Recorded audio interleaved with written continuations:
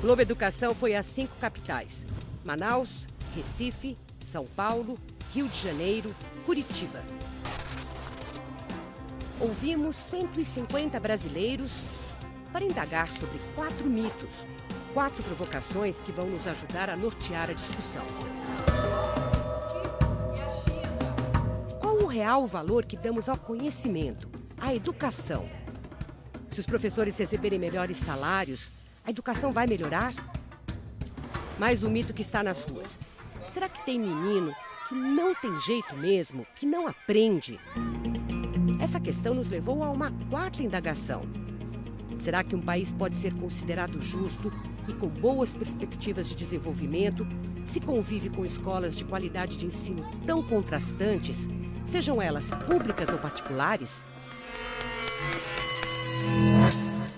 Para debater cada um desses mitos, nós temos aqui 4 convidados que vão olhar os temas das suas diferentes disciplinas e experiências. Cleusa Rodrigues Repulho, secretária de Educação em São Bernardo do Campo e presidente nacional da União Nacional dos Dirigentes Municipais de Educação, UNDIME. Fernando Abrúcio, cientista político, professor da FGV e comentarista da Rádio CBN. Luiz Felipe Pondé, doutor em filosofia, professor da PUC São Paulo e da FAAP.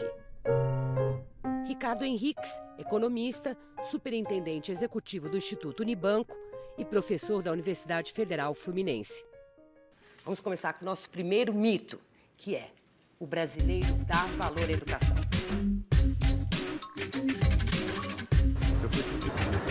O brasileiro dá, os governantes não. O brasileiro dá muito valor à educação. O que falta é verba para investir na educação. Na verdade, estão gastando mais com a Copa do Mundo do que com a educação, para falar a verdade.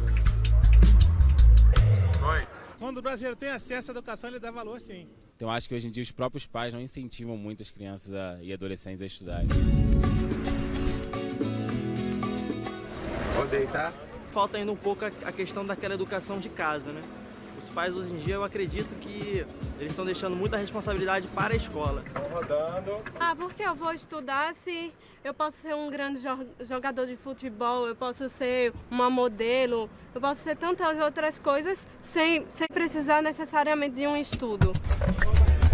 Antigamente dava valor, hoje em dia quase não dá valor. Essa juventude de hoje em dia, né? Não quer saber estudar, né? Nós, jovens, somos totalmente desmotivados a estudar. Poucos alunos realmente vão bem na escola e realmente aprendem alguma coisa. Muita gente vai para a escola porque tem que ir para a escola, porque tem que passar de ano, porque tem que ter um diploma, mas não dá valor àquilo. Gomes. Você acaba fazendo só aquele ensino médio para ter só uma colocação, para conseguir um emprego melhor, quando na verdade a dimensão da educação é muito maior do que isso. Ela vai lhe tornar intelectual, ela vai lhe tornar mais pensante, você vai fazer com que você eduque seus filhos melhor. Então vai ser o quê? Uma crescente evolução na vida tanto da sua família como do país, né? E do mundo. O brasileiro dá valor à educação, mas ele não concretiza isso na prática.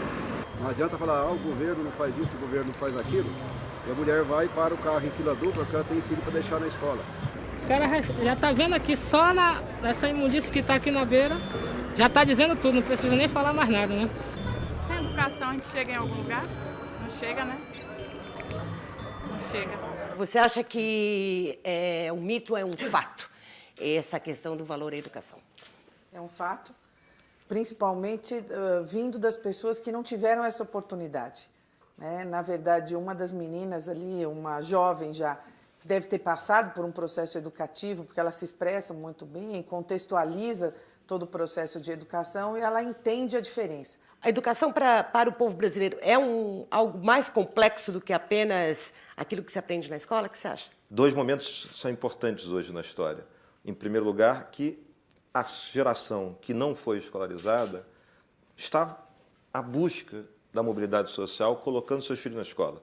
A nova classe C e D, buscando cada vez mais dar essa trajetória. No entanto, tem a memória ainda, dada a sua baixa escolarização, que rebate, talvez, numa não valorização da educação. Por outro lado, acho que a gente tem um outro grande desafio. A elite brasileira ainda não reconhece o conhecimento como uma variável crucial para a mudança do país. A educação se transformou numa das áreas da vida onde tem mais teoria acumulada, né? E às vezes eu brinco dizendo, me parece que a educação precisa de menos professor que acredite na educação e mais professor que tenha prazer em estar na sala de aula. Uma experiência que eu tenho cotidianamente é que os alunos, eles respondem muito mais, e aparentemente eles têm como se uma sintonia muito fina, eles percebem claramente quando eles estão diante de alguém que está ali porque gosta, porque tem prazer, porque de fato está interessado naquela pessoa, do que alguém que está com a cabeça cheia de teoria de como o ser humano deve ser. Eu acredito, inclusive, tem uma fala sobre a família, uma das pessoas fala sobre família e educação.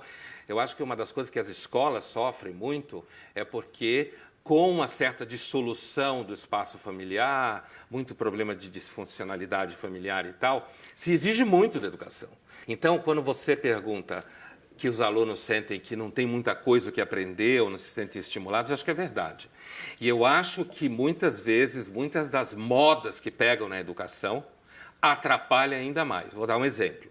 Por exemplo, quando surge o iPad, e aí as escolas entram e nas universidades também, mas as escolas em geral entram numa história que todo mundo tem que usar iPad, que os alunos sem iPad não vão ter interesse em dar aula. Aí a escola faz um contrato com alguém e compra um monte de iPad, vai na lista de material, o pai é obrigado a comprar aquele negócio, e aí ele compra aquele negócio, e aí depois o coordenador fica pressionando o professor que vai dar aula, sei lá, do Platão a usar o iPad.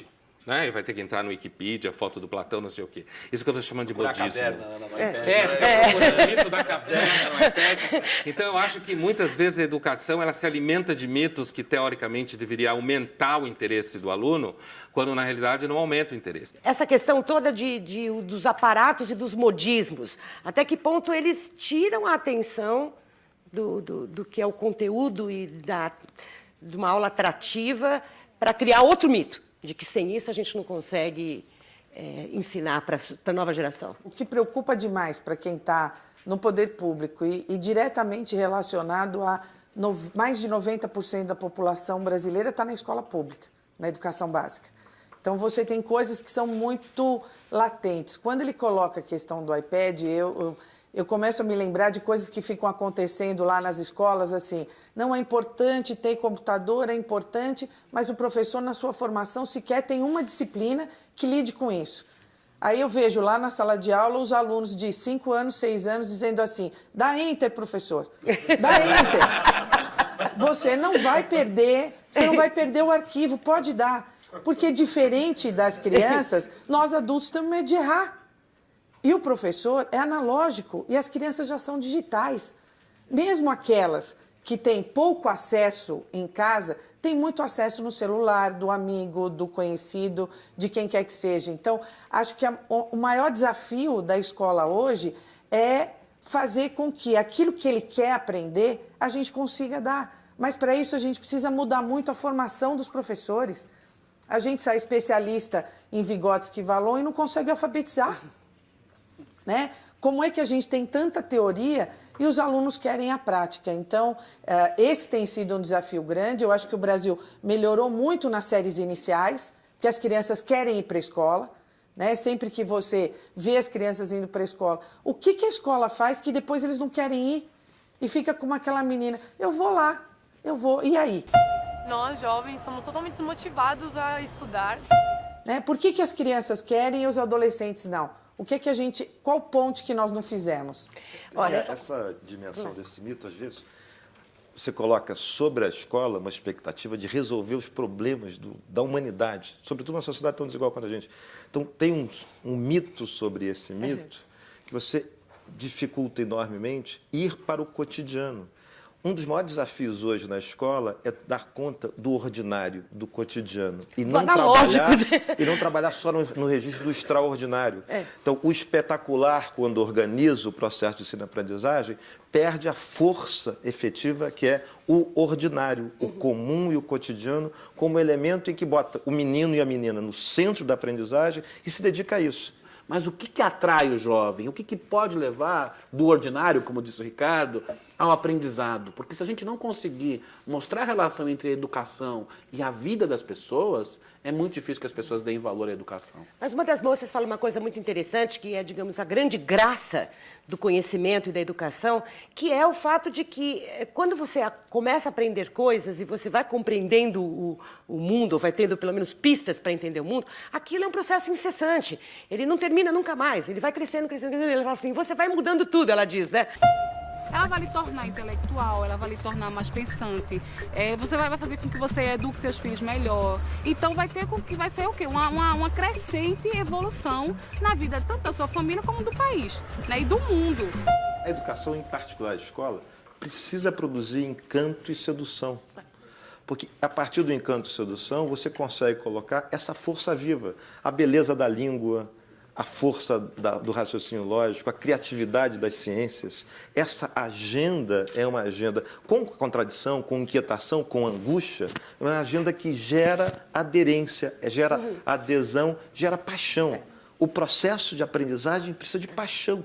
E ele vai com vários, cada um tem um dia a dia, um cotidiano, vai fazer, transformando esse processo. Agora, sem esse ingrediente, você escolariza o processo e não consegue dar conta da educação disso, que vai ser transformadora. Mônica, eu só queria dar um dado, né? A Undime fez uma pesquisa junto com o Unicef, com redes de educação, que apesar de toda a diversidade, tinham bons resultados, né? Nas avaliações nacionais. O que a gente descobriu? Que as boas escolas eram aquelas que tinham uma rotina de trabalho. Diferente de casamento, a escola precisa de rotina, precisa de organização, né? De limite, de fazer determinadas coisas. E mesmo em situações muito complexas no norte do país, em locais muito distantes, a escola conseguia trazer uma rotina, um conhecimento e que as crianças se sentiam bem. Limite, você pode ir até aí, daí você não vai. Por que eu não vou? O que vai acontecer? Então também tem um pouco isso. Não dá para ser escola da moda, onde eu faço o que eu quero, a hora que eu quero. Isso é outro departamento, né? Aprender português, matemática, história e geografia vai ter sentido lá na frente. Como a gente faz isso é o grande desafio, mas que é necessário, é necessário. Se os professores ganhassem melhores salários, a educação iria melhorar. Mito ou fato?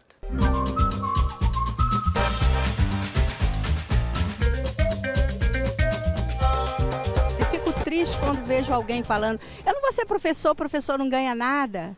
Isso me dói. Primeiro que o professor ele é o primeiro pilar para a construção do cidadão brasileiro. Qualquer cidadão no mundo todo. Então o professor é um profissional que deveria ser valorizado tanto quanto o médico, quanto o advogado, quanto o engenheiro. Com certeza. O professor tem que ter um reconhecimento pelo seu trabalho. Por trás de todo mundo tem um professor, tá ligado?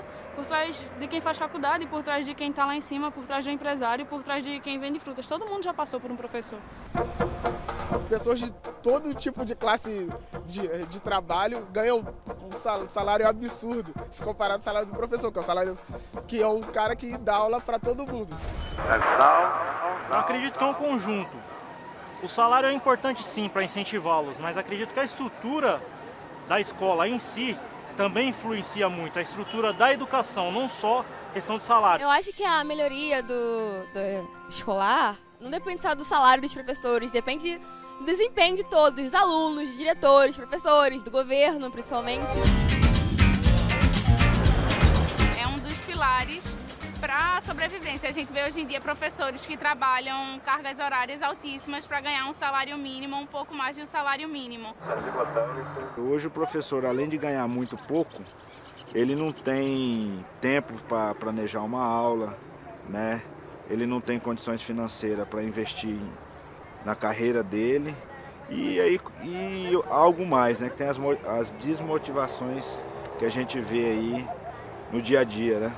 É professor apanhando na escola, de aluno, virou uma bagunça. Para mim é uma classe atualmente heróica, porque eu trabalho na parte de venda de jornais, de banca de jornal. Os professores, eu fico bobo como é que eles gastam o dinheiro que eles não têm, investem no ensino, que é a profissão deles, comprando revistas especializadas na parte de educação. Eu acho que o cerne do problema, na verdade, não está tanto só no salário do professor, mas sim a valorização mesmo do profissional, eticamente falando, assim. A gente vê muito desrespeito, né, dos alunos mesmo, nas salas de aula, assim. Eu acredito que talvez o problema seja mesmo em casa, a gente aprender a valorizar os professores, esse tipo de coisa. Se a gente tiver em mente que a principal tecnologia da educação é a pedagogia, né, é evidente que o papel do professor é a unidade vital para fazer com que essa máquina funcione. Então, valorizar o professor é essencial. Salário é uma dimensão, evidentemente não é única. Valorizar o professor passa por uma agenda de carreira, uma agenda que você dedique tempo para a escola. Todos os estudos demonstram, se você conseguir ter professores dedicados integralmente a uma escola, com capacidade de planejamento, conhecimento dos alunos, capacidade de se dedicar àquela escola durante o tempo todo, você aumenta muito a performance e o desempenho dos meninos e das meninas. Portanto, a questão-chave é ter uma carreira que fixe os professores, que dê uma boa remuneração, evidentemente, um bom salário, e que dê perspectiva de médio e longo prazo. Olá, meu nome é Ronan, sou professor de Geografia e vim participar do programa junto com vocês. Bom, na minha opinião, a remuneração dos professores não é o principal fator da má qualidade de ensino no Brasil. Então, só o salário por si só não resolveria. Como eu posso comprovar isso? Eu trouxe duas tabelas aqui para vocês. Uma tabela da remuneração dos professores do Distrito Federal e uma outra tabela da remuneração dos professores do Estado do Goiás. Bom, no Estado do Goiás, um professor 40 horas recebe aí R$ 2.372,67. Já um professor no Distrito Federal, uma carga horária de 40 horas semanais, R$ 4.508,67, ou seja, é o dobro. Então a gente deveria concluir que a educação no Distrito Federal deveria também ser superior à do Estado do Goiás, ou seja, a gente não consegue perceber, não consegue constatar essa diferença de aprendizagem entre os alunos do Goiás e os alunos do Distrito Federal. Então, é necessário muito mais do que remuneração para melhorar a educação no Brasil. Há um estudo da McKinsey que diz que é muito difícil a educação de um país ser melhor do que a média dos seus professores. Então, se você não atrai bons professores, você não vai conseguir melhorar muito a educação. Você vai conseguir puxar, a gente que é professor sabe, você consegue puxar um pouquinho aqui e acolá, mas não muito mais do que isso. Então, o salário é importante nesse conjunto da carreira e, sobretudo, para atrair novos talentos. Porque eu pergunto lá para meus alunos da GV, se alguém quer ser professor. A grande maioria da elite, digamos, dos jovens, não quer ser professor. Então, você tem que encontrar algum mecanismo para atrair os melhores. Porque se a gente não atrair os melhores, a gente pode pagar 10 vezes o que nós estamos pagando hoje, que nós não vamos melhorar a educação. Agora, nós gastamos 5,5% do PIB em educação, mas quando a gente vai ver o gasto por aluno, como nós temos um número formidável de dezenas de milhões, a gente vê que é muito pouco. A comparação que tinha nesse relatório do PISA era de $2.000 e poucos mil por ano por aluno no Brasil. Enquanto nos Estados Unidos é 10 mil, há países que, na Noruega, Finlândia, $19 mil por ano por aluno. Então, essa equação também, daqui não vai sair mais nada, né? Como é que faz para fazer a valorização do professor? Pois é, né, Mônica? Aí os economistas que nos auxiliem, né? Porque na hora de dizer que precisa de investimento em educação, você tem um grupo grande de pessoas dizendo o problema da educação não é recurso, é gestão. Vai gerir nada, não dá resultado, né? Então, retomando um debate que estava no Brasil inteiro agora, do médico. Todo mundo discutindo, R$10 mil é pouco para médico. Um absurdo, no Brasil inteiro se discutindo isso. Sabe qual é o piso para professor? R$1.600. E ninguém acha absurdo. Ninguém discute isso nacionalmente, né? Então, quantos dessa sala hoje ganham R$1.400 para 40 horas? Não tem quem queira. Hoje faltam 150 mil professores nas áreas de exatas, química, física e matemática. Como é que nós vamos ter engenheiro? Até para ser médico, alguém precisou alfabetizar, né? Então, como é que a gente vai fazer esse círculo, né? Ou esse ciclo mudar? Às vezes tem aluno que até pergunta para professor, o senhor trabalha ou o senhor dá aula? Né? Então, além da aula, você trabalha? Além da aula, essa formação. Essa é a frase. Além da aula, essa aqui é a frase. Além da aula, o senhor trabalha. Então, você responde o quê? Não, eu digo, eu trabalho, claro, não só dou aula.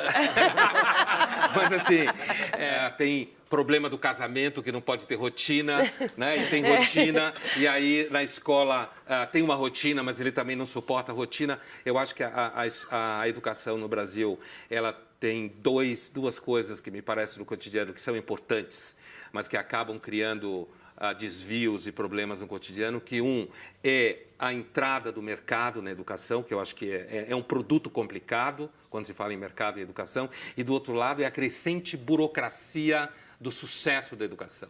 É números e números e processos e rankings e documentos e que você tem que preencher, em que quase metade da escola ou da universidade tem que ficar, isso daqui de baixo até a pós, tem que ficar ocupada com a burocracia para mostrar que a educação está melhorando e tal. Então, Cleusa, como é que vai se resolver essa equação de tantas incógnitas? Quer dizer, você tem que dar salário, você tem que valorizar ele dentro da sociedade, como diz o Pondé, como diz o Fernando e o Ricardo, e, ao mesmo tempo, você tem que ter, digamos, uma disciplina, trazê-lo de volta para a sala para ele cumprir a função. Não pode ser penalidade ficar na sala de aula, né? E esse é o problema. Às vezes, você vê redes públicas em que tem tanta gratificação para quem fica fora da sala e nada para quem fica na sala. Quer dizer, então é melhor eu sair da sala. Então, como Você diz para ir para o serviço burocrático? Isso mesmo. O número de professores em desvio de função no Brasil é absurdo. Eles estão nos gabinetes dos vereadores, eles estão nos gabinetes dos deputados, eles estão no gabinete dos senadores. Se cada rede fizesse só essa coleta, né, de devolver os profissionais para a sala de aula, muitas redes teriam um ganho absurdo com isso. Por que isso, Mônica? Porque no serviço público, quem tem maior titulação é professor. Então, quando o vereador assume o cargo, ele pede, o TRE pede professor, Tribunal de Contas pede professor, e aí você não vai liberar? Como é que você vai lidar com essas questões? E uma questão que a gente não tratou aqui, que eu acho que é fundamental, a qualidade dos cursos iniciais de formação de professores no Brasil. A universidade pública forma poucos professores. Ela é muito boa. A qualidade da escola, da universidade pública brasileira é muito boa, mas ela pouco disponibiliza professor para a escola pública. Quer dizer, o lugar onde a gente mais investe, que é o ensino superior, é quem menos devolve para a base. E hoje, a maioria dos professores que estão na rede pública são formados na rede privada, e na maioria de péssima qualidade. Esse desafio da formação inicial é muito importante para a gente. Porque na formação inicial, você dá, como tinha dito o Pondé, a formação inicial dá muita teoria, dá uma visão de mundo, o que é fundamental. No entanto, não faz o passo seguinte. É como se relacionar com esse dia a dia, do plano de aula à gestão da escola. Quando a gente está vendo as vários componentes que determinam a qualidade da educação, isso não está trabalhado no dia a dia da escola. E aí gera paradoxos desse tipo. Professores faltam à aula e faltam professores na aula. Porque você tem os dois momentos. Os 150 mil professores que não têm na área de ciências, né? E um cotidiano da sala de aula, que quando a gente faz as pesquisas de mensuração, a aula efetiva dada é mais ou menos 1/3 do tempo disponível. Tá? Então, não é só o professor que falta aula, não é só o absenteísmo. Tem o absenteísmo e o que é dado na aula. Mas você não dá na formação inicial. Como é que você faz um plano de aula? Volta à questão do ordinário, do cotidiano, da rotina. Como é que é este ofício de ser professor? Tem método para fazer isso. Tem o passo A, o passo B e o passo C. E, infelizmente, você não dá o passo D antes de ter dado o passo C. Eu acho que falta uma visão de longo prazo de carreira. O que é uma visão de longo prazo de carreira? Faltam professores no Brasil, professores mais talentosos. Nós temos que começar a trabalhar isso no ensino médio. Em parte conversando com a própria elite social, mas também indo para as classes C e D e dando apoio de bolsas para as pessoas começarem no ensino médio a pensar, você poderá ser professor e ser um bom professor junto à sua comunidade. Porque quando você olha a coisa dos médicos, uma grande parte do problema é que não tem médicos naqueles lugares, porque nem tem faculdade de medicina. Então tem que começar a trabalhar nas periferias com esses professores, trabalhar no ensino médio. Aí vai para a faculdade, uma boa faculdade, para ensinar a educação e ensinar práticas pedagógicas. Você vai na França, a coisa da prática pedagógica, o cara sabe prática pedagógica de matemática. Ele viu teoria, ele leu Platão, mas ele sabe como ensinar matemática, o que não é trivial. Eu não saberia ensinar matemática, embora eu saiba matemática. Ele tem que aprender isso. Então, essa visão de carreira nós não temos no Brasil, envolve uma escolha estratégica, desde já, de quem queremos para o futuro da educação. Na captação das próximas entrevistas, houve até, digamos, uma certa comoção. Os entrevistadores perceberam que aquele, sim, era um tema delicadíssimo que feria, machucava as pessoas. O mito é: escola pública é escola de pobre.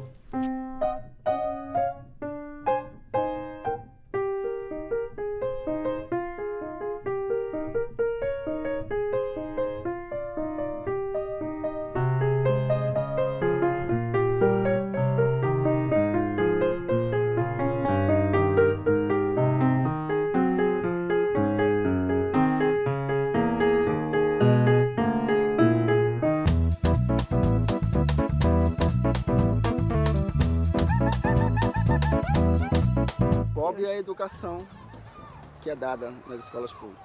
Não, a escola pública, na verdade, era para ser a única escola no Brasil, né? Não era para ter outro tipo de escola. Não necessariamente é de pobre. Tem muita gente da classe média que os filhos estudam em escola pública. Quando se trata de Brasil, sim, mas não deveria ser assim, deveria ser de todos. Eu fui educado em escola particular. E apesar da minha família inteira ser criada em escola pública, os meus pais preferiram a escola particular. Por quê? Porque simplesmente não confiam mais no ensino público brasileiro. Qualquer família tem um pouquinho, nem precisa ser rico, tem um pouquinho mais de dinheiro, ela tem noção que a escola pública não é o melhor lugar para educar o filho dela ali. Você entra naquele jogo do perde-perde, né? Porque você tem que pagar uma coisa que já está paga através dos impostos para poder fazer a educação do seu filho. Tanto pobre quanto rico deveriam estudar em escola pública. Deveria ser a regra, não deveria existir escola particular. Todos os investimentos deveriam ser voltados para a escola pública. As crianças deveriam ter acesso à educação de qualidade na escola pública, coisa que os políticos não oferecem hoje em dia.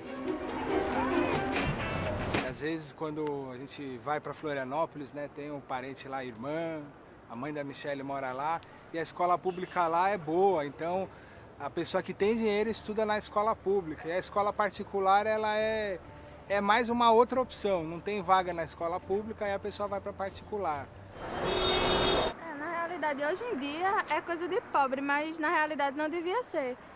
Minha mãe fala que na época dela a escola pública era escola de luxo, tá ligado? Iam os pais lá riquíssimos deixar os alunos na escola. Ela disse que ela entrou na escola por pura sorte, porque minha mãe era pobre na época e a escola pública era coisa de luxo, era artigo de luxo. A escola particular é que não prestava. Que elo que foi perdido para que a escola pública deixasse de ser referência de ensino de qualidade? Com relação à pergunta imediata, escola pública, escola de pobre, eu entendi essa pergunta do ponto de vista cotidiano, não do ponto de vista do que devia ser. Do ponto de vista do que devia ser, é claro que não. Escola pública deveria ser uma escola que você tem acesso porque você paga imposto, né? Agora, falar que não deve... Porque é um direito básico da Constituição. Porque é um direito, é isso aí. Quem não paga imposto também tem Então, assim, agora, a ideia de que você não deve ter escola privada, eu já acho um excesso, né? Às vezes é a vocação natural que a gente tem muitas vezes porque pensa uma coisa, acho que todo mundo tem que pensar aquilo. Acho que não, tem que haver uma boa escola pública e uma boa escola privada. Agora, do ponto de vista concreto, não ideal, o ideal é que a escola pública é para todos.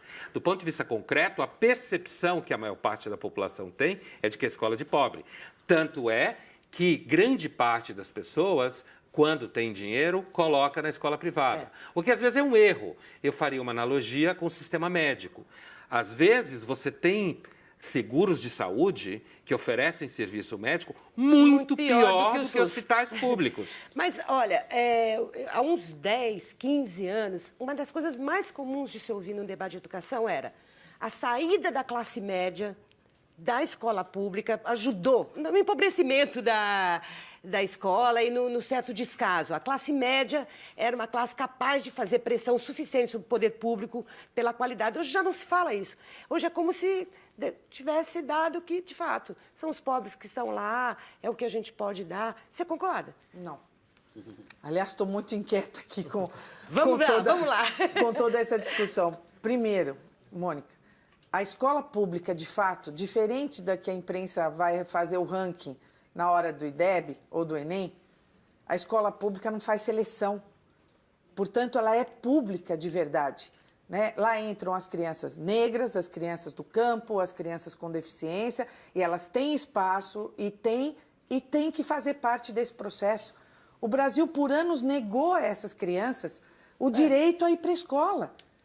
Quem de vocês teve como colega na sala de aula um negro ou alguém que morava em local de alta vulnerabilidade ou um deficiente? Eu não tive, estudei em escola pública, porque tinha exame de seleção para entrar na escola pública que eu fiz.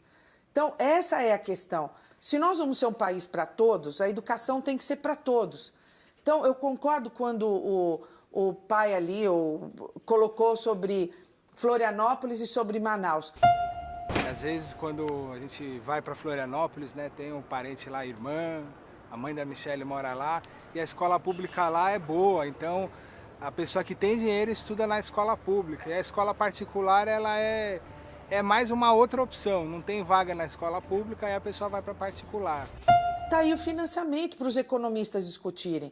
O dinheiro que vai para Manaus é metade do Fundeb do que vai para Santa Catarina.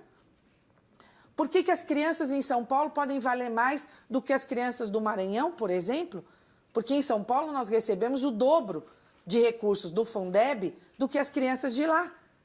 Porque é um fundo contábil, o estado mais rico da federação tem mais dinheiro para investir e nem por isso temos o melhor IDEB do país.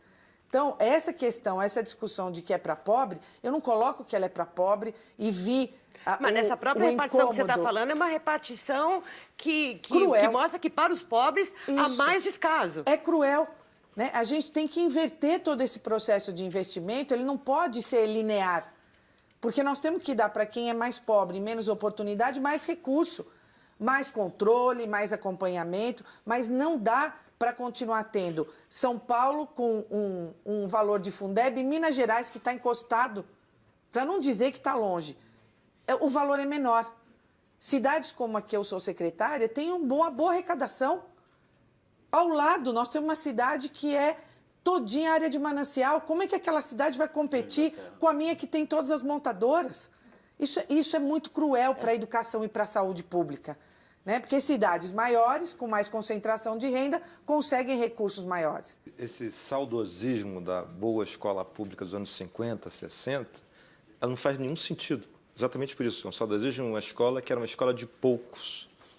O que a gente não fez foi o salto da massificação com a qualidade. A gente perdeu um momento histórico, a gente perdeu os anos 70, que tinha demografia favorável, taxas de crescimento da economia muito fortes e capacidade de dar conta de massificar e financiar a escola pública com aquilo que lhe cabia e, portanto, provavelmente isso daria um ciclo geracional de mudaria a qualidade desse país. A gente perdeu esse momento. Essa foi a verdadeira década perdida. A década perdida do país foi a década de 70 em que você não investiu no fundamento da educação. Agora, o que a gente não está conseguindo fazer é massificar e garantir qualidade. Este processo tem, evidentemente, um conjunto de variáveis muito grande. Uma que é a causa disso, a estrutura de financiamento. Quais são os sistemas de incentivo para isso? Outras coisas que a gente estava discutindo. Qual é o papel desse grande modo de educar? Qual é o papel da pedagogia no sentido transformador, aderente ao cotidiano? Como é que está a questão da valorização dos professores? O que se faz nessa escola para fixar esses meninos? E como é que a gente faz para botar a coisa-chave para dar conta disso, que é colocar o aluno, o estudante, no centro da cena. Trazer esse processo para financiando, valorizando os professores e colocando o estudante no centro desse palco de aprendizagem é um caminho para a gente dar conta de garantir qualidade. Educação de qualidade para todos é uma frase elegante, mas frágil em todos os seus elementos.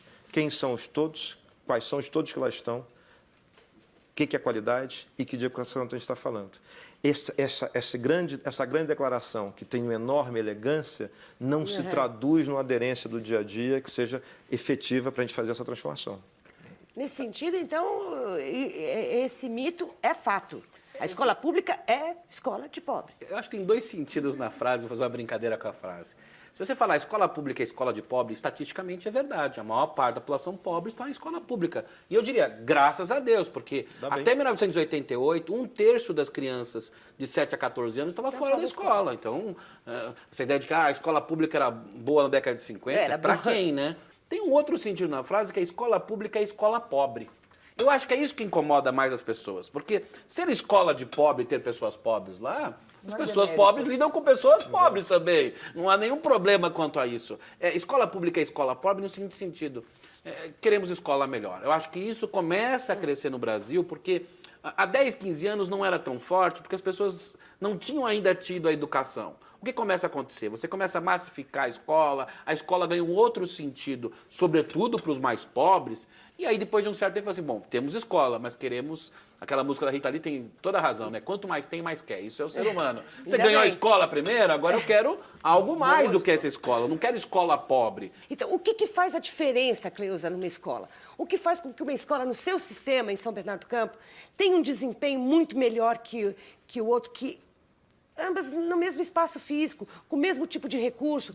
Salário. Com o mesmo salário. O que é que faz a diferença? Primeiro, a permanência dos professores naquela escola. Isso faz muita diferença.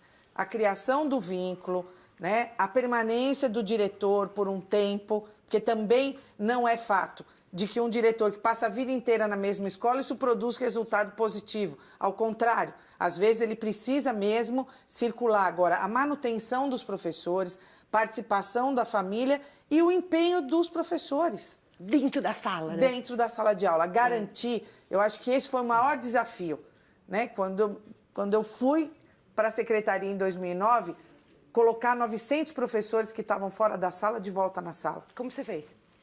Decreto.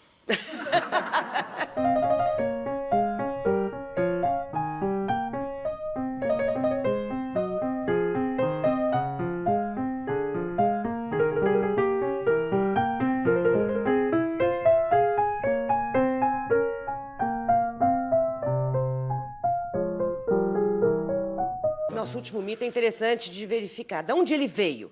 Veio das famílias ou veio justamente dos professores? Tem menino que não tem jeito, não aprende.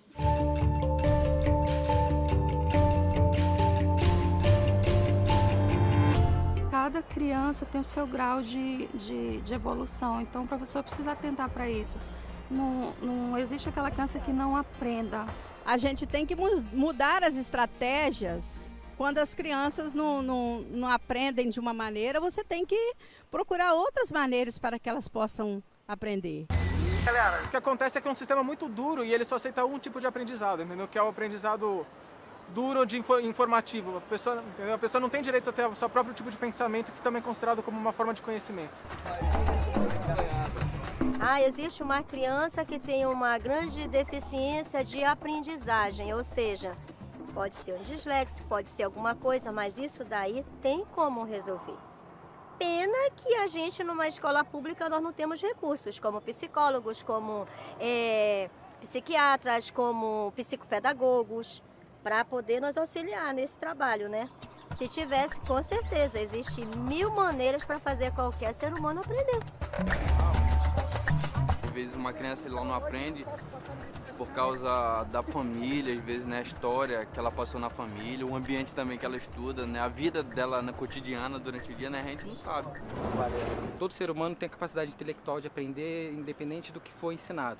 O que atrapalha é justamente as condições que são impostas para elas aprenderem. Salas de aula sem ar-condicionado, em locais extremamente quentes como aqui em Manaus, cadeiras quebradas, goteiras dentro de sala de aula, professores que moram a quilômetros de distância que sempre chegam atrasados porque não tem transporte de qualidade para a escola. As crianças têm que atravessar mais de 15 quilômetros para chegar na escola. Isso tudo atrapalha.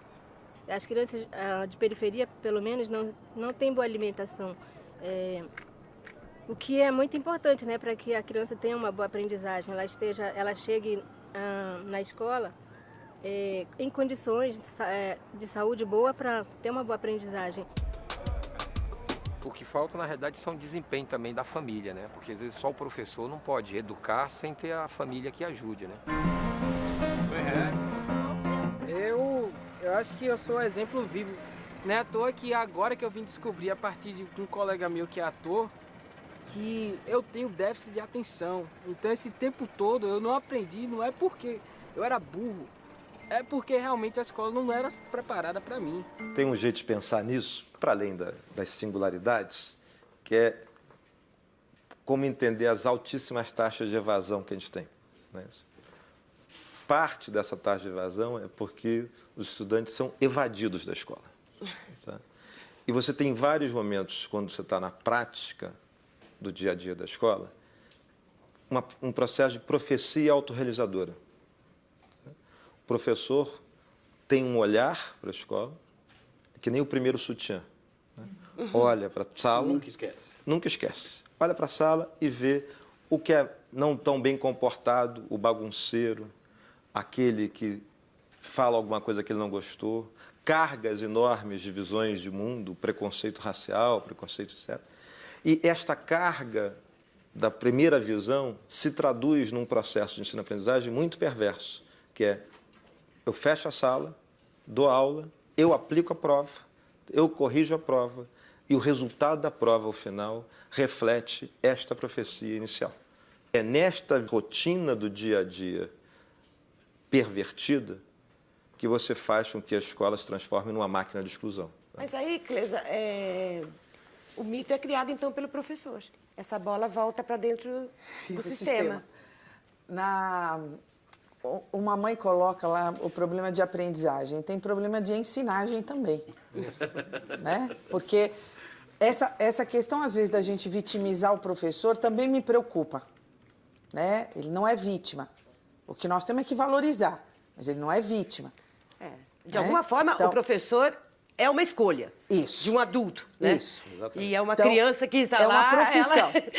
Ela tem que estar ali, né? Ela não tem outra opção. Né? E por isso assim, a minha briga no sentido de que é profissão. Essa história de que é amor, que é dedicação, não é profissão. E profissão tem limite, porque senão, Mônica, fica aquela coisa assim... faz por amor, então se não der muito certo, não tem problema, foi por amor. Não é amor, é profissão e você precisa fazer direito. Quando as famílias e a professora colocam a questão da alimentação, que muita gente acha que isso não existe no Brasil ainda, e isso existe, porque na nossa rede a gente tem pico de merenda na segunda e na sexta, porque eles vêm com fome do fim de semana e sabem que não vão comer no fim de semana como gostariam e comem mais na sexta-feira. E nós estamos falando de região metropolitana. A questão da didática, como aquele menino colocou muito bem aqui, depende do que a escola valoriza como aprendizagem. Eu aprendo, só que eu aprendo de um jeito diferente. O que acontece é que é um sistema muito duro e ele só aceita um tipo de aprendizado, entendeu? Que é o aprendizado duro de informativo. A pessoa não tem direito a ter o seu próprio tipo de pensamento, que também é considerado como uma forma de conhecimento. A minha resposta vai para a pergunta: tem aluno que não tem jeito, não aprende? Bem, na minha opinião, não. Do ponto de vista da aprendizagem, portanto, nossos alunos têm sim aprendido muito, só que não aquilo que gostaríamos que eles aprendessem, simplesmente porque não estamos lhes proporcionando experiências educativas. Acho que são dois mitos. De um lado, esse mito negativo de que tem menino que não aprende, tem aluno que não aprende, e do outro, que todos são iguais, né? Acho que é um mito tão negativo quanto esse. A educação sofre, muitas vezes, com os mitos de perfeição que a própria teoria da educação produziu sobre o ser humano. O desempenho do aluno, na verdade, ele varia a partir de duas variáveis. Uma é a escola e o que vai além da escola. Então, a gente tem o que chama efeito escola e os efeitos extraescolares. Condições socioeconômicas, né? Quando o Cleusa fala, olha, o aluno vai lá e come mais a merenda na segunda e na sexta, isso tem efeitos. Claro. Em áreas com maior violência, nós temos que ter um tipo de escola diferente. Aliás, nós temos que ter um tipo de escola diferente para os mais pobres. Claro. É isso que nós temos que ter, porque esses têm condições mais difíceis. É igualdade de oportunidades, é ali que nós temos que investir. Eu acho que todo aluno tem jeito de aprender, mas só que como o mundo tem mudado tanto, a forma de ensinar não acompanha tanto isso. Vou explicar bem, porque eu acho que tem coisas básicas, ser um bom professor, bem pago, com carreira, sendo cobrado, isso nós temos que melhorar. Mas tem coisas que eu acho que tem muito a ver com a juventude, por exemplo. A juventude, com esse mundo digital, tem um ritmo de vida, um modo de vida, que a educação não acompanhou. Ainda a nossa educação básica está no máximo na segunda metade do século XX, se eu for muito otimista, enquanto a sociedade já avançou. Então, como é que você faz para lidar com isso? Porque algumas reclamações ali de não aprender tem a ver não com, digamos, tomar o remédio por déficit de atenção, mas é porque o que ele vê de importante, o que ele vê como é que a sociedade produz conhecimento é diferente. Por exemplo, no ensino médio, a escola não pode ter uma estrutura curricular obrigatória e gigantesca. enciclopédica. Você E tem vira e mexe 13, aparece uma nova disciplina, 13, mais 14 uma matéria. disciplinas e o Congresso todo votando cada dia Mais nova uma disciplina. matéria, Tá certo? Então, essas mudanças são mudanças estruturais. Só para pegar um outro ângulo que tem a ver com o que não aprende, só vendo como efetivamente todos poderiam aprender, a gente está gerando uma situação que é de um limbo muito poderoso e assustador. Quando a gente está considerando os meninos e as meninas de 15 a 19 anos, entre 15 e 19 anos a gente tem 17 milhões de jovens. 2,5 milhões deles não estão estudando, não estão trabalhando. A geração nem. Essa geração nem. Entre estes, evidentemente, enquanto sociedade, nós estamos abrindo mão daqueles que seriam os melhores médicos, os melhores engenheiros, os melhores professores. Estatisticamente é impossível que 2,5 milhões em 17 não lá estejam aqueles que seriam alguns dos nossos melhores profissionais. Eu me lembro quando o velho Mário Henrique Simonsen, que era um cara que conhecia desde matemática, música erudita, uma vez foi perguntado na década de 90, antes de morrer, o que ele diria sobre a educação brasileira, ele respondeu, eu não passaria no vestibular. Eu acho que essa resposta é perfeita, porque você coloca um conjunto tão grande, quando o certo no ensino médio é dar algumas coisas básicas, ciências humanas, ciências, matemática, português, o resto é letiva. Formação múltipla. Porque desses 2 milhões tem gente que poderia ser um grande músico, um grande físico, mas odeia português. Sei lá, eu acho que nós temos que pensar... Um grande encanador. Um grande encanador. Por que não? Agora, o fato é que ele não aprende o quê? Essa é uma outra pergunta sobre o mito. Ele não aprende o quê? Esse conjunto grande de disciplinas, realmente, não dá para aprender completamente. Agora, ele pode aprender coisas muito úteis para ele e para a sociedade.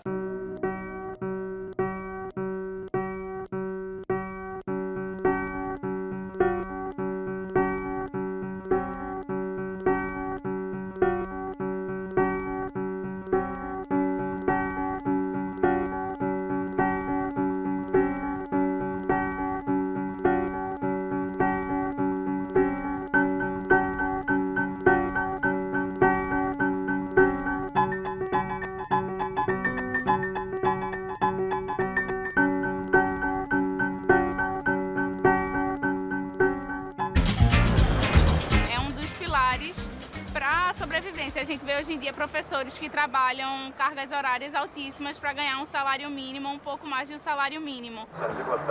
Hoje o professor, além de ganhar muito pouco, ele não tem tempo para planejar uma aula, né? Ele não tem condições financeiras para investir na carreira dele e algo mais, né? Que tem as desmotivações que a gente vê aí no dia a dia, né?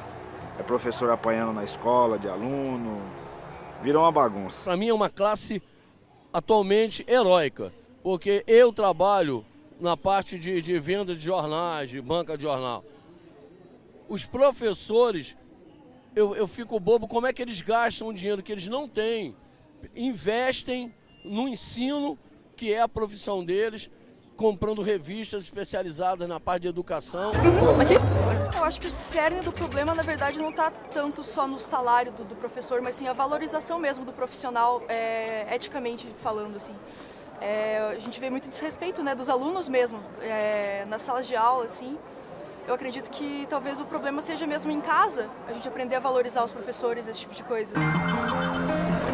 Se a gente tiver em mente que a principal tecnologia da educação é a pedagogia, né, é evidente que o papel do professor é a unidade vital para fazer com que essa máquina funcione. Então, valorizar o professor é essencial. Salário é uma dimensão, evidentemente não é única. Valorizar o professor passa por uma agenda de carreira, uma agenda que você dedique tempo para a escola. Todos os estudos demonstram, se você conseguir ter professores dedicados integralmente a uma escola, com capacidade de planejamento, conhecimento dos alunos, capacidade de se dedicar àquela escola durante o tempo todo, você aumenta muito a performance e o desempenho dos meninos e das meninas. Portanto, a questão-chave é ter uma carreira que fixe os professores, que dê uma boa remuneração, evidentemente, um bom salário, e que dê perspectiva de médio e longo prazo. Olá. Meu nome é Ronan, sou professor de Geografia e vim participar do programa junto com vocês. Bom, na minha opinião, a remuneração dos professores não é o principal fator da má qualidade de ensino no Brasil. Então, o salário por si só, não resolveria. Como eu posso comprovar isso? Eu trouxe duas tabelas aqui para vocês. Uma tabela da remuneração dos professores do Distrito Federal e uma outra tabela da remuneração dos professores do estado do Goiás. Bom, no estado do Goiás, um professor 40 horas recebe aí R$ 2.372,67.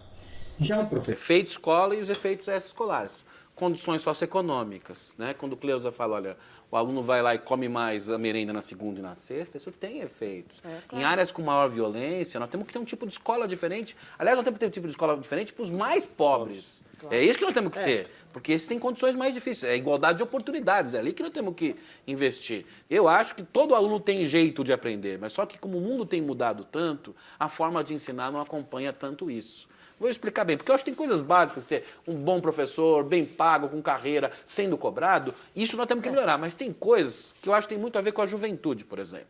A juventude, com esse mundo digital, tem um ritmo de vida, um modo de vida, que a educação não acompanhou. Ainda a nossa educação básica está no máximo na segunda metade do século XX, se eu for muito otimista, enquanto a sociedade já avançou. Então, como é que você faz para lidar com isso? Porque algumas reclamações ali de não aprender tem a ver não com, digamos, tomar o remédio por déficit de atenção, mas é porque o que ele vê de importante, o que ele vê como é que a sociedade produz conhecimento é diferente. Por exemplo, no ensino médio, a escola não pode ter uma estrutura curricular obrigatória e gigantesca. Como tem enciclopédica. Você tem vira e mexe, aparece uma nova disciplina, 13, mais 14 uma matéria. disciplinas e o Congresso todo votando cada dia nova disciplina. Matéria, tá certo? Então, essas mudanças são mudanças estruturais. Só para pegar um outro ângulo que tem a ver com que não aprende, só vendo como efetivamente todos poderiam aprender, a gente está gerando uma situação que é de um limbo muito poderoso e assustador. Quando a gente está considerando os meninos e as meninas de 15 a 19 anos, entre 15 e 19 anos a gente tem 17 milhões de jovens. 2,5 milhões deles não estão estudando, não estão trabalhando. A geração nem. Essa geração nem. Entre estes, evidentemente, enquanto sociedade, nós estamos abrindo mão daqueles que seriam os melhores médicos, os melhores engenheiros, os melhores professores. Estatisticamente é impossível que 2,5 milhões em 17 não lá estejam aqueles que seriam alguns dos nossos melhores profissionais. Eu me lembro quando o velho Mário Henrique Simonsen, que era um cara que conhecia desde matemática, música erudita, uma vez foi perguntado na década de 90, antes de morrer, o que ele diria sobre a educação brasileira, ele respondeu, eu não passaria no vestibular. Eu acho que essa resposta é perfeita, porque você coloca um conjunto tão grande, quando o certo no ensino médio é dar algumas coisas básicas de ciências humanas, ciências, matemática, português, o resto é letiva. Formação múltipla. Porque desses 2 milhões tem gente que poderia ser um grande músico, um grande físico, mas odeia português. Sei lá, eu acho que nós temos que pensar... Um grande encanador. Um grande encanador, por que não? Agora, o fato é que ele não aprende o quê? Essa é uma outra pergunta sobre o mito. Ele não aprende o quê? Esse conjunto grande de disciplinas, realmente, não dá para aprender completamente. Agora, ele pode aprender coisas muito úteis para ele e para a sociedade. Ela é mais uma outra opção, não tem vaga na escola pública, aí a pessoa vai para particular. Tá aí o financiamento para os economistas discutirem. O dinheiro que vai para Manaus é metade do Fundeb do que vai para Santa Catarina. Por que as crianças em São Paulo podem valer mais do que as crianças do Maranhão, por exemplo? Porque em São Paulo nós recebemos o dobro de recursos do Fundeb do que as crianças de lá. Porque é um fundo contábil, o estado mais rico da federação tem mais dinheiro para investir e nem por isso temos o melhor IDEB do país. Então, essa questão, essa discussão de que é para pobre, eu não coloco que ela é para pobre e vi... Mas nessa própria repartição que você está falando é uma repartição que mostra que para os pobres há mais descaso. É cruel. Né? A gente tem que inverter todo esse processo de investimento, ele não pode ser linear.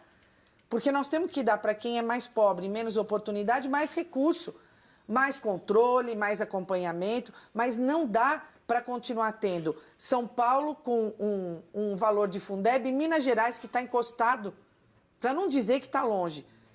O valor é menor. Cidades como a que eu sou secretária têm uma boa arrecadação.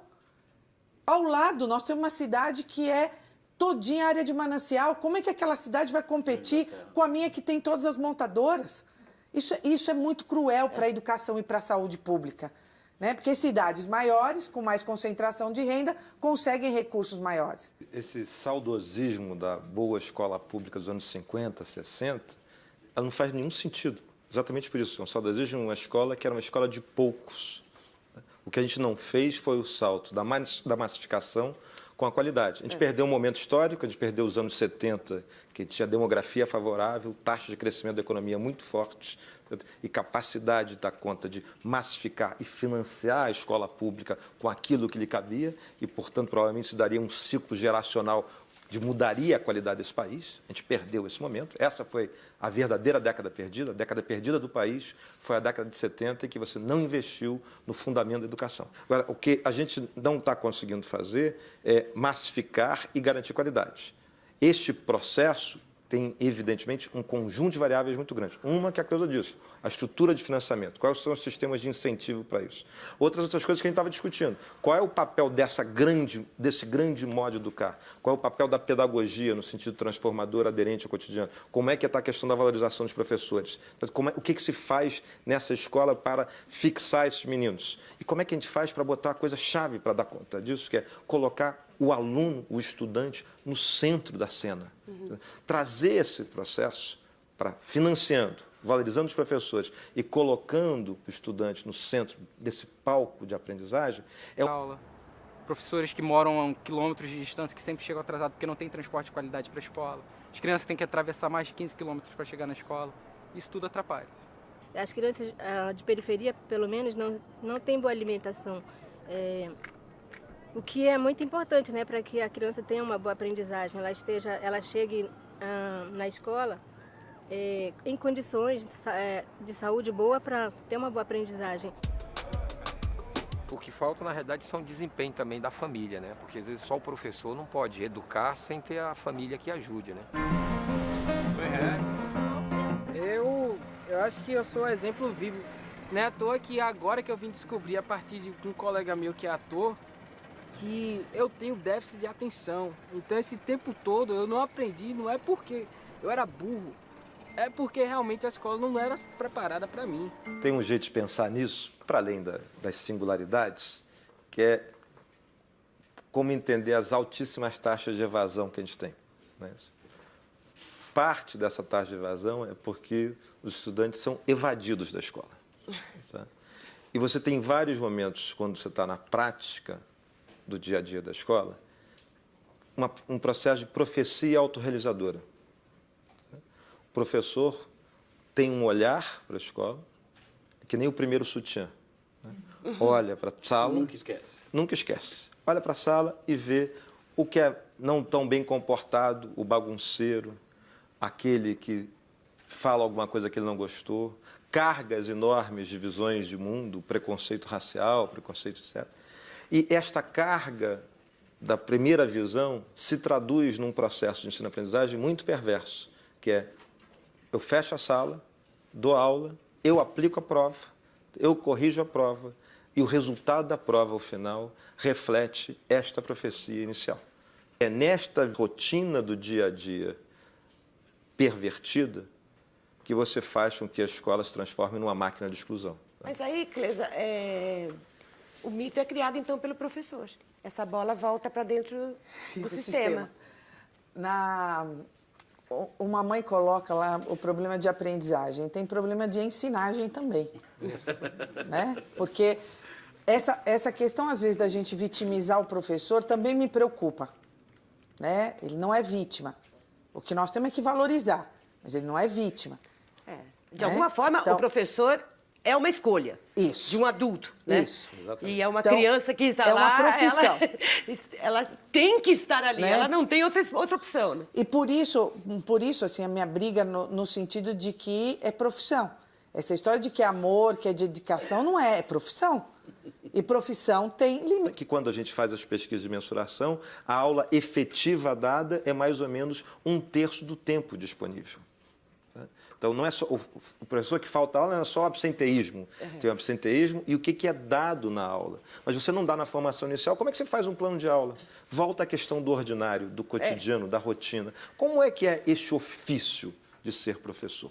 Tem método para fazer isso. Tem o passo A, o passo B e o passo C. E, infelizmente, você não dá o passo D antes de ter dado o passo C. Eu acho que falta uma visão de longo prazo de carreira. O que é uma visão de longo prazo de carreira?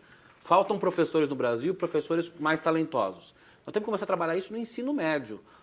Em parte conversando com a própria elite social, mas também indo para as classes C e D e dando apoio de bolsas para as pessoas começarem no ensino médio a pensar, você poderá ser professor e ser um bom professor junto à sua comunidade. Porque quando você olha a coisa dos médicos, uma grande parte do problema é que não tem médicos naqueles lugares, porque nem tem faculdade de medicina. Então tem que começar a trabalhar nas periferias com esses professores, trabalhar no ensino médio. Aí vai para a faculdade, uma boa faculdade, para ensinar a educação e ensinar práticas pedagógicas. Você vai na França, a coisa da prática pedagógica, o cara sabe prática pedagógica de matemática. Ele viu teoria, ele leu Platão, mas ele sabe como ensinar matemática, o que não é trivial. Eu não saberia ensinar matemática, embora eu saiba matemática. Ele tem que aprender isso. Então, essa visão de carreira nós não temos no Brasil, envolve uma escolha estratégica, desde já, de quem queremos para o futuro da educação. Na captação das próximas entrevistas, houve até, digamos, uma certa comoção.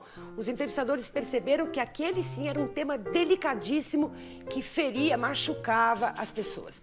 O mito é: escola pública é escola de pobre.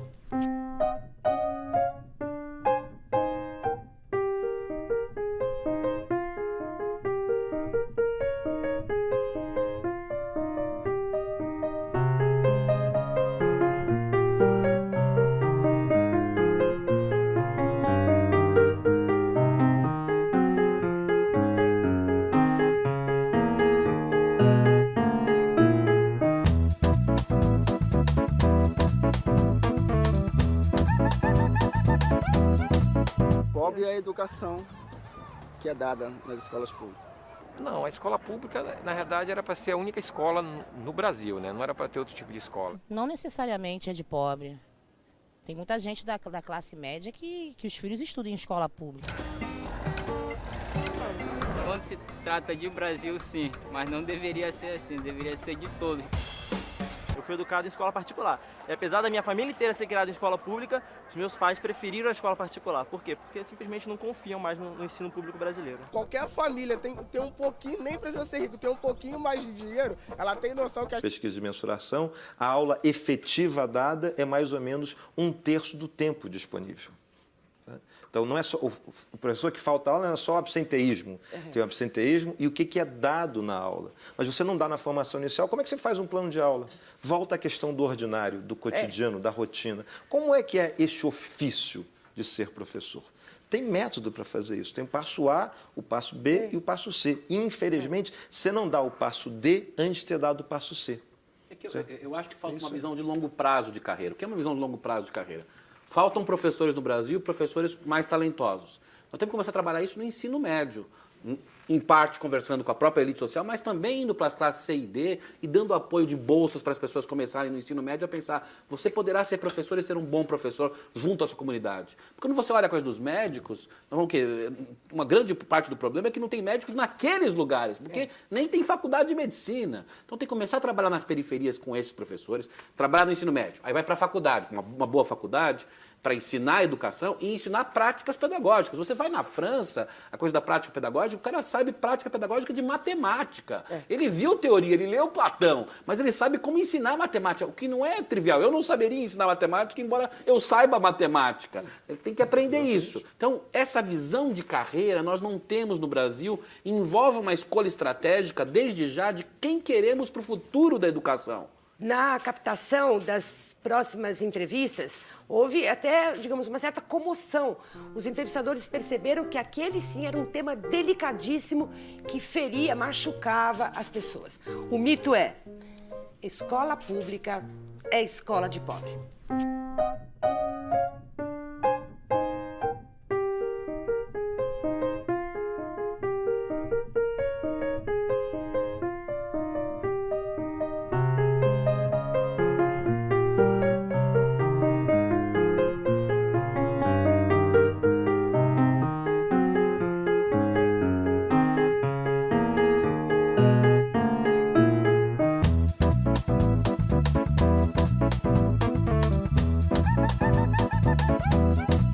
Pobre é a educação que é dada nas escolas públicas. Não, a escola pública, na verdade, era para ser a única escola no Brasil, né? Não era para ter outro tipo de escola. Não necessariamente é de pobre. Tem muita gente da classe média que os filhos estudam em escola pública. quando se trata de Brasil, sim, mas não deveria ser assim, deveria ser de todo. Eu fui educado em escola particular. E apesar da minha família inteira ser criada em escola pública, os meus pais preferiram a escola particular. Por quê? Porque simplesmente não confiam mais no ensino público brasileiro. Qualquer família tem um pouquinho, nem precisa ser rico, tem um pouquinho mais de dinheiro, ela tem noção que a escola pública Foi ensinado. O que atrapalha é justamente as condições que são impostas para elas aprenderem. Salas de aula sem ar-condicionado, em locais extremamente quentes como aqui em Manaus, cadeiras quebradas, goteiras dentro de sala de aula, professores que moram a quilômetros de distância que sempre chegam atrasados porque não tem transporte de qualidade para a escola. As crianças têm que atravessar mais de 15 quilômetros para chegar na escola. Isso tudo atrapalha. As crianças de periferia, pelo menos, não têm boa alimentação. O que é muito importante, né, para que a criança tenha uma boa aprendizagem. Ela chegue na escola em condições de saúde boa para ter uma boa aprendizagem. O que falta, na realidade, são desempenho também da família, né? Porque às vezes só o professor não pode educar sem ter a família que ajude, né? Eu acho que eu sou exemplo vivo. Não é à toa que agora que eu vim descobrir, a partir de um colega meu que é ator, que eu tenho déficit de atenção. Então esse tempo todo eu não aprendi, não é porque eu era burro, é porque realmente a escola não era preparada para mim. Tem um jeito de pensar nisso, para além das singularidades, que é como entender as altíssimas taxas de evasão que a gente tem. Né? Parte dessa taxa de evasão é porque os estudantes são evadidos da escola. Tá? E você tem vários momentos, quando você está na prática do dia a dia da escola, um processo de profecia autorrealizadora. O professor tem um olhar para a escola, que nem o primeiro sutiã. Né? Olha para a sala... Nunca esquece. Nunca esquece. Olha para a sala e vê o que é não tão bem comportado, o bagunceiro, aquele que fala alguma coisa que ele não gostou, cargas enormes de visões de mundo, preconceito racial, preconceito etc.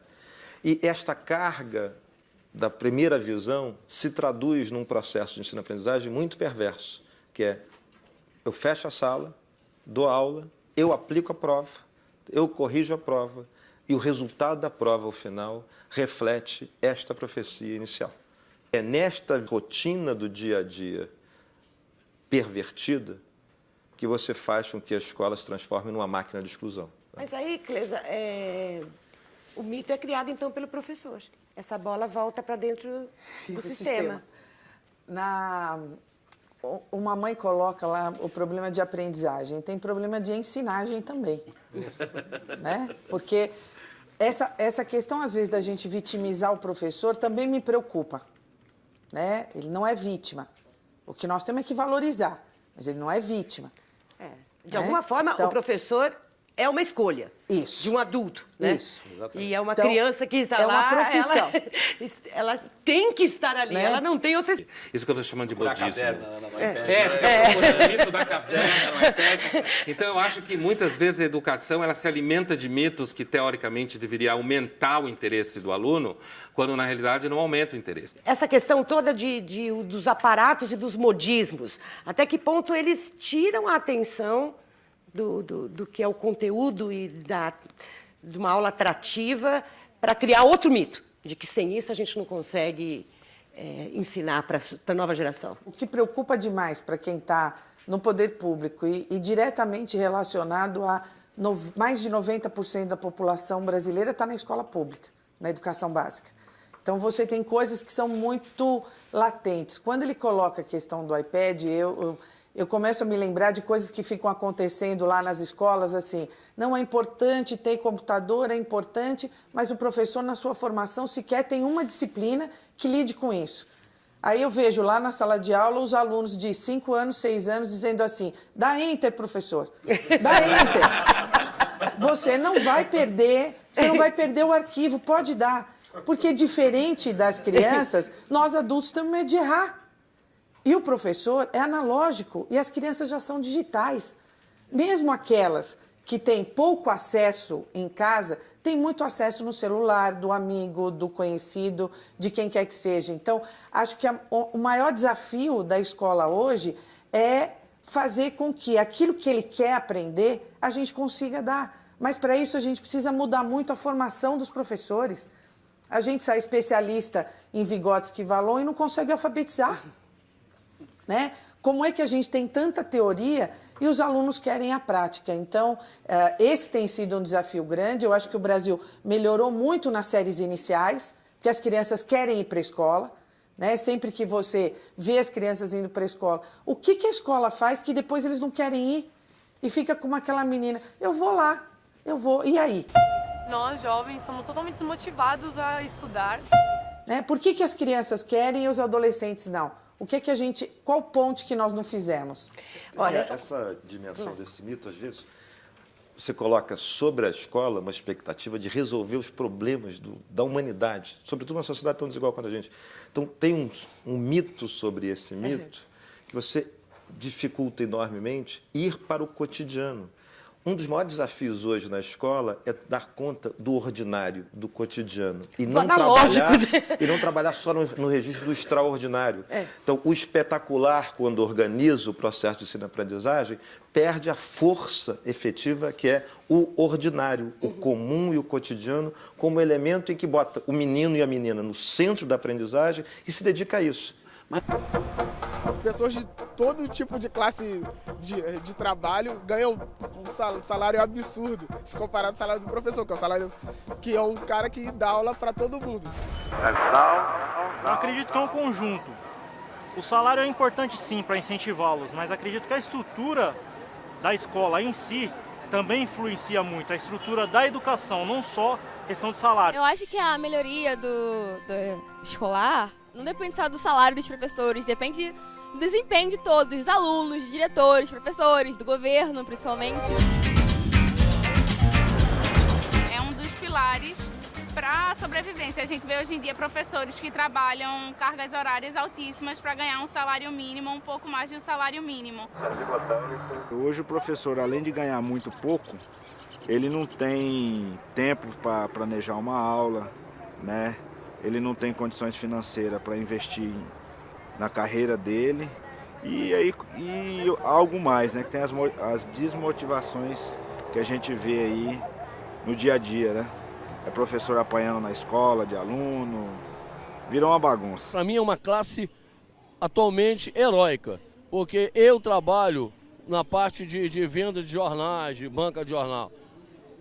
Os professores, eu fico bobo como é que eles gastam o dinheiro que eles não têm, investem no ensino, que é a profissão deles, comprando revistas especializadas na parte de educação. Eu acho que o cerne do problema, na verdade, não está tanto só no salário do professor, mas sim a valorização mesmo do profissional, eticamente falando, assim. A gente vê muito desrespeito, né, dos alunos mesmo, nas salas de aula, assim. Eu acredito que talvez o problema seja mesmo em casa, a gente aprender a valorizar os professores, esse tipo de coisa. Se a gente tiver em mente que a principal tecnologia da educação é a pedagogia, né, é evidente que o papel do professor é a unidade vital para fazer com que essa máquina funcione. Então, valorizar o professor é essencial. Salário é uma dimensão, evidentemente não é única. Valorizar o professor passa por uma agenda de carreira, uma agenda que você dedique tempo para a escola. Todos os estudos demonstram, se você conseguir ter professores dedicados integralmente a uma escola, com capacidade de planejamento, conhecimento dos alunos, capacidade de se dedicar àquela escola durante o tempo todo, você aumenta muito a performance e o desempenho dos meninos e das meninas. Portanto, a questão-chave é ter uma carreira que fixe os professores, que dê uma boa remuneração, evidentemente, um bom salário, e que dê perspectiva de médio e longo prazo. Olá. Meu nome é Ronan, sou professor de Geografia e vim participar do programa... E aí depois o coordenador fica pressionando o professor que vai dar aula, sei lá, do Platão a usar o iPad. Né? E vai ter que entrar no Wikipedia, foto do Platão, não sei o quê. Isso que eu estou chamando de modismo. Fica procurando mito da caverna no iPad. Então eu acho que muitas vezes a educação ela se alimenta de mitos que teoricamente deveria aumentar o interesse do aluno, quando na realidade não aumenta o interesse. Essa questão toda dos aparatos e dos modismos, até que ponto eles tiram a atenção do que é o conteúdo e de uma aula atrativa para criar outro mito. de que sem isso a gente não consegue ensinar para a nova geração. O que preocupa demais para quem está no poder público e diretamente relacionado a mais de 90% da população brasileira está na escola pública, na educação básica. Então, você tem coisas que são muito latentes. Quando ele coloca a questão do iPad, eu começo a me lembrar de coisas que ficam acontecendo lá nas escolas, assim, não é importante ter computador, é importante, mas o professor, na sua formação, sequer tem uma disciplina que lide com isso. Aí eu vejo lá na sala de aula os alunos de 5 anos, 6 anos, dizendo assim, dá enter, professor, dá enter. Você não vai perder o arquivo, pode dar. Porque diferente das crianças, nós adultos temos medo de errar. E o professor é analógico e as crianças já são digitais. Mesmo aquelas que têm pouco acesso em casa, têm muito acesso no celular, do amigo, do conhecido, de quem quer que seja. Então, acho que o maior desafio da escola hoje é fazer com que aquilo que ele quer aprender, a gente consiga dar. Mas, para isso, a gente precisa mudar muito a formação dos professores. A gente sai especialista em Vygotsky e Vallon e não consegue alfabetizar. Né? Como é que a gente tem tanta teoria e os alunos querem a prática? Então, esse tem sido um desafio grande. Eu acho que o Brasil melhorou muito nas séries iniciais, porque as crianças querem ir para a escola. Né? Sempre que você vê as crianças indo para a escola, o que a escola faz que depois eles não querem ir? E fica como aquela menina, eu vou lá, eu vou, e aí? Nós, jovens, somos totalmente desmotivados a estudar. Né? Por que as crianças querem e os adolescentes não? Qual ponte que nós não fizemos? Olha, essa dimensão desse mito, às vezes, você coloca sobre a escola uma expectativa de resolver os problemas da humanidade, sobretudo uma sociedade tão desigual quanto a gente. Então, tem um mito sobre esse mito que você dificulta enormemente ir para o cotidiano. Um dos maiores desafios hoje na escola é dar conta do ordinário, do cotidiano. E não trabalhar só no registro do extraordinário. Então, o espetacular, quando organiza o processo de ensino-aprendizagem, perde a força efetiva. O maior desafio da escola hoje é fazer com que aquilo que ele quer aprender, a gente consiga dar. Mas, para isso, a gente precisa mudar muito a formação dos professores. A gente sai especialista em Vygotsky e Vallon e não consegue alfabetizar. Né? Como é que a gente tem tanta teoria e os alunos querem a prática? Então, esse tem sido um desafio grande. Eu acho que o Brasil melhorou muito nas séries iniciais, porque as crianças querem ir para a escola. Né? Sempre que você vê as crianças indo para a escola, o que a escola faz que depois eles não querem ir? E fica como aquela menina, eu vou lá, eu vou, e aí? Nós, jovens, somos totalmente desmotivados a estudar. Né? Por que as crianças querem e os adolescentes não? Qual ponte que nós não fizemos? Olha, essa dimensão desse mito, às vezes, você coloca sobre a escola uma expectativa de resolver os problemas da humanidade, sobretudo uma sociedade tão desigual quanto a gente. Então, tem um mito sobre esse mito que você dificulta enormemente ir para o cotidiano. Um dos maiores desafios hoje na escola é dar conta do ordinário, do cotidiano. E não trabalhar só no registro do extraordinário. Então, o espetacular, quando organiza o processo de ensino-aprendizagem, perde a força efetiva que é o ordinário, o comum e o cotidiano, como elemento em que bota o menino e a menina no centro da aprendizagem e se dedica a isso.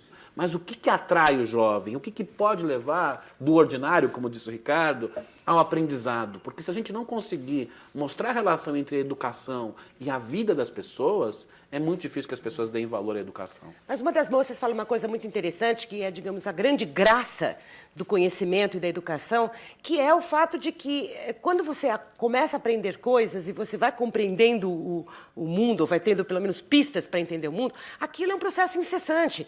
Ele não termina nunca mais, ele vai crescendo, crescendo, crescendo. Ele fala assim, você vai mudando tudo, ela diz, né? Ela vai lhe tornar intelectual, ela vai lhe tornar mais pensante.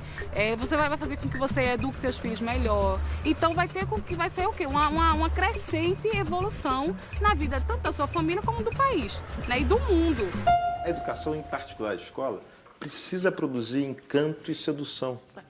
Porque a partir do encanto e sedução você consegue colocar essa força viva, a beleza da língua, a força do raciocínio lógico, a criatividade das ciências. Essa agenda é uma agenda com contradição, com inquietação, com angústia, é uma agenda que gera aderência, gera adesão, gera paixão. O processo de aprendizagem precisa de paixão. E ele vai com vários, cada um tem um dia a dia, um cotidiano, vai fazer, transformando esse processo. Agora, sem esse ingrediente, você escolariza o processo e não consegue dar conta da educação disso.